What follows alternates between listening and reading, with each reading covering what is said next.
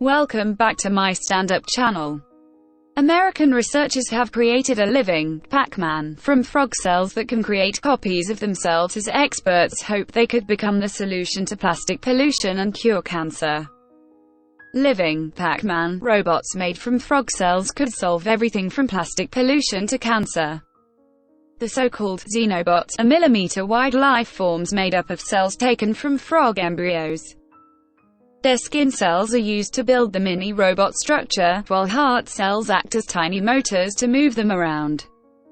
Now researchers have discovered that the newborn frog bots can create copies of themselves. Co-lead author Professor Joshua Bongard, from the University of Vermont, said, "We found xenobots that walk. We found xenobots that swim. And now, in this study, we found xenobots that replicate." The US team used AI to create xenobots with Pac-Man-shaped mouths. They could be used to swim around and scoop up tiny pieces of plastic pollution from rivers and oceans. And they could also help solve some of our greatest health challenges. Professor Bongard said, "If we knew how to tell collections of cells to do what we wanted them to do, ultimately that's regenerative medicine. That's the solution to traumatic injury, birth defects, cancer and aging."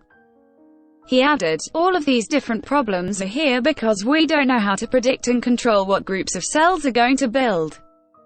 Xenobots are a new platform for teaching us." The news comes after American researchers have created robots by re-engineering frog stem cells into living tissues that do not exist in nature, dubbed xenobots. The synthetic living machines are swarms of identical cells that already exhibit coordinated locomotion, and are now set to be scaled up into large-scale anatomies, such as organ tissues. We show that the xenobots can navigate aqueous environments in diverse ways, heal after damage, and show emergent group behaviors, the researchers wrote in their paper.